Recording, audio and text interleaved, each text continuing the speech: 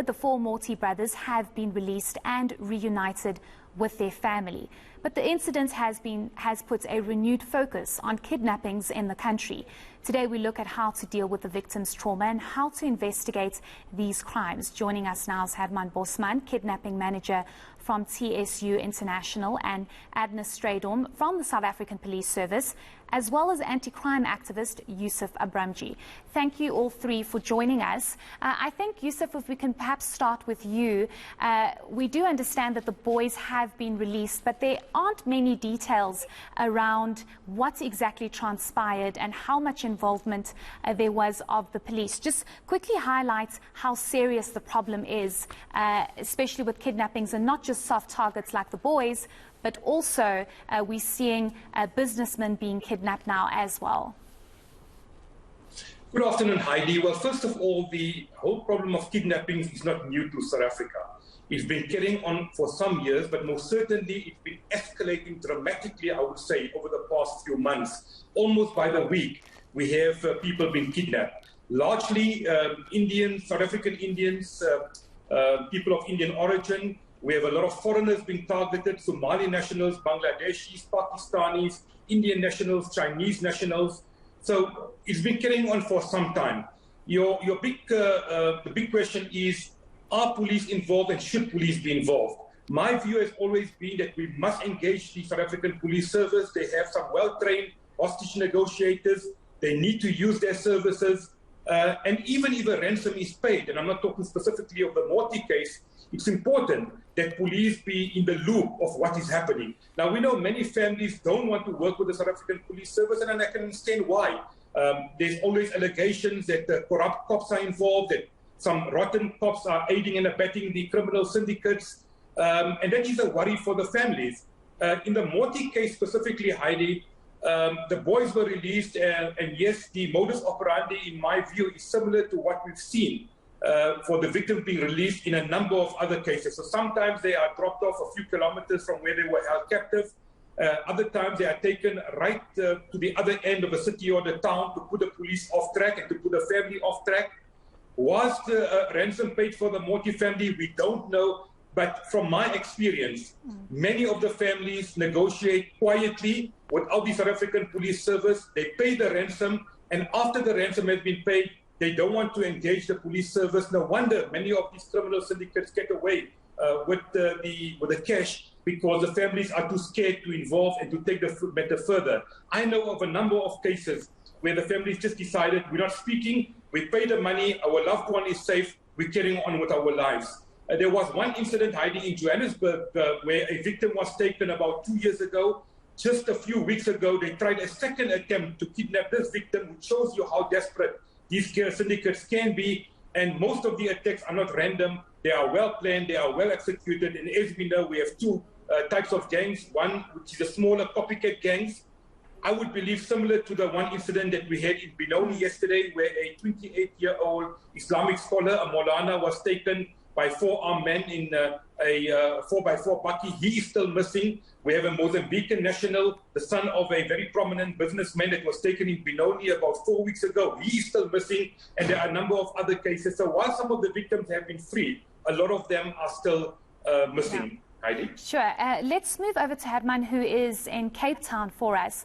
I think many are sitting back and wondering how this all unfolds. When somebody is kidnapped, what is the next step that a family should take? Should they immediately contact the police? How do these negotiations actually work? For example, you're seeing soft targets now with the Moti brothers, and many are sitting back and wondering, how is this happening in our country, and what should we do if we are in the unfortunate situation where our loved ones are kidnapped? Hello, Heidi, and your listeners. Yes, it is a very traumatic experience, and what is very important when it does happen is that you make sure that you involve people that can assist you, that is close to you, that is calm. Due to the trauma and the emotional stress, it's impacting very severely on the family, friends and colleagues. To basically then get help from somebody that knows what they are doing, that knows how this works, that is professional in their conduct, is extremely important. The groups are getting more and more professional in their conduct, more and more sophisticated. The violence used and the forms of aggression that we've seen and that we know is just growing and growing. I do agree 100%. We cannot leave the police service out of it. Constitutionally, they're obligated to investigate all kidnappings and to assist with that. The manner in which we do this is very important, though, that there's a formal, structured manner in addressing the kidnapping incidents. Mr. Strydom, maybe we can bring you into this conversation, given that you are with the South African Police Service. Do you oftentimes find that families opt not to include the police? Is this a concern for SAPS? Yes, Heidi, colleagues. It often happens that the family are specifically instructed not to call the police. And then when a family is scared, they usually do not involve the police. But, well, unfortunately, the police are there to investigate, and they will follow up and investigate. The police are also involved in the negotiations, so that will be of assistance to the family. And where we are capable, we also provide some emotional support. Yes, let's just stay with you, Mr. Strydom. How dangerous is it for families not to include the police in these negotiations? Oftentimes, the family members or those involved or contacted will be told, do it the right way and don't contact the police. But that, of course, just probably exacerbates the situation, because these syndicates and these gangs just get away with it if family isn't involved. If police aren't involved, yes, rather. Yeah. Yes, it may have some complications if the police are not involved, if the police are not informed about it. When the police are informed about it late, then we have to backtrack a lot of action steps to get onto speed, which takes some time, and therefore it's easier to involve us right from the beginning. In a certain sense, the family actually do not have a choice, because when a crime is committed, the police will be involved. So they actually do not have a choice. What we find is that some of the families cooperate and some of the families do not cooperate. And even some of the cases are dealt with and finished and done with without any police involvement. The trouble with that is that those perpetrators will continue committing these crimes and will not be prosecuted.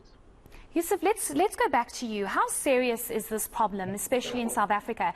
I read an article in the Daily Maverick yesterday that said South Africa has been put on a list where kidnappings are on the increase, and it's almost been a country that's been red flagged because of the increasing kidnappings that we are seeing. I believe that we are now reaching a critical point. I think a lot of the copycat gangs, the smaller ones, are trying their luck. No wonder they're going for softer targets as well, and they will take anything from 10,000 rand to 300,000-400,000 rand. Then we have the bigger syndicates, sometimes with international links. We've seen some of those in South Africa, where I know for a matter of fact that the ransom was paid in at foreign exchanges, in foreign bank accounts, and we had a few where people were forced to pay in Bitcoin. I would say this problem is growing. Now, we know in North Africa, specifically Nigeria, kidnappings have been a major problem. We've seen a number of school children being taken en masse in some of those kidnappings.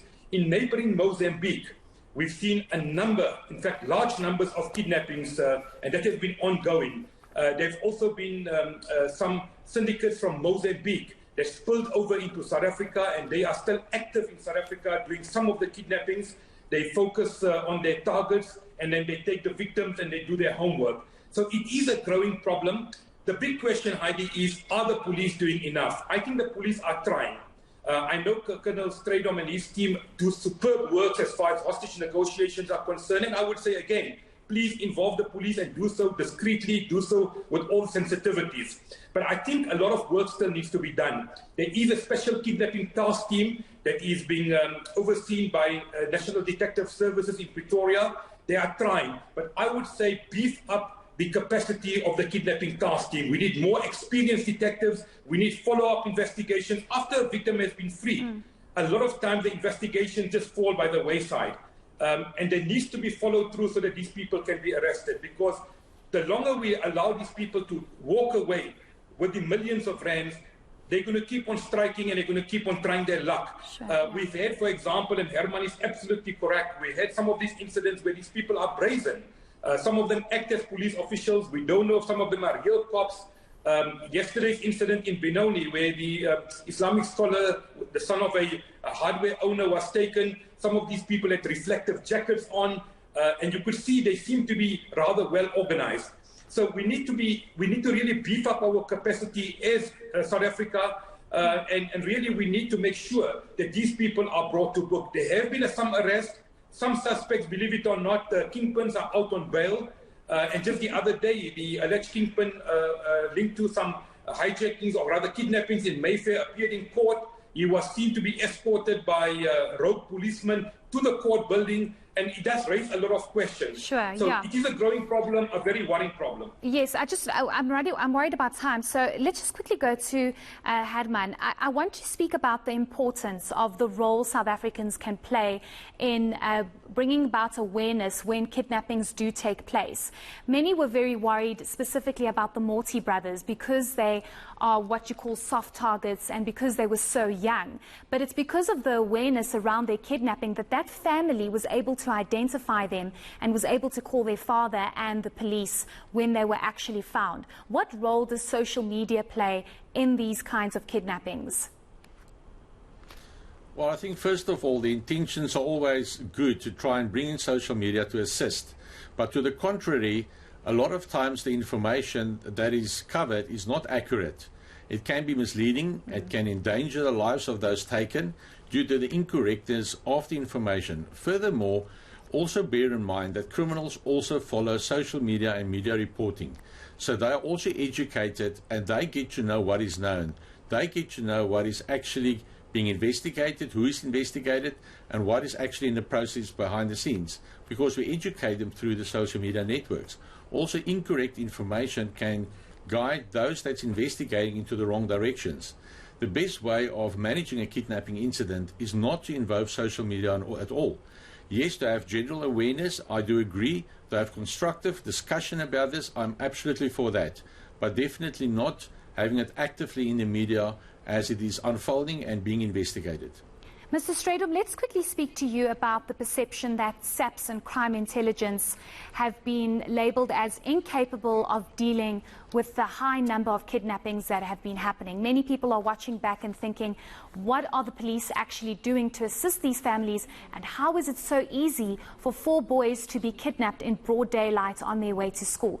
How much is the police actually doing to try and crack down on these kidnappings and these syndicates that are happening? Thank you, Heidi. Allow me to firstly reflect on the statistics which were broadcasted. Some of those statistics refer to crime statistics, which not all of those 800 kidnappings in Gauteng were kidnapped for ransom. Some were other related kidnappings. So just to put that in perspective, the kidnap for ransom cases are a little bit smaller or much smaller than the 800 cases. Coming back to the straight question of safeguarding the people, yes, there's school safety programs, there's safety programs which we try to inform people about kidnapping and their safety. And that is the route we go and try to inform the people. We also have the kidnapping task team and negotiators all over South Africa responding to kidnapping when it occurs. They usually respond in a team which involves an investigator, and through that we attend to a kidnapping. With the help of the families, then we can actually effectively address such a kidnapping incident. Let's just pick up quickly, Yusuf. I literally have 2 minutes left. Speak to us about what Mr. Strydom just spoke about, how not a lot of it is linked to ransom. How much are we seeing the kidnappings linked to ransom, fraud, or any other issues related to money? Are those kidnappings related to that we are seeing now? The Colonel is correct. Remember, if they hijack you and they take you captive, it will be reflected in the crime status of kidnapping, although they release you a few hours later. I think the ransom ones are correctly a bit low, but we are seeing a dramatic increase. Remember, we've had a few high-profile incidents. We've had a lot of incidents not reported to the media. So kidnappings for ransom, Heidi, most certainly are up. It is growing. And my biggest fear is over the coming months, because these criminals are not getting arrested, we are going to see an escalation.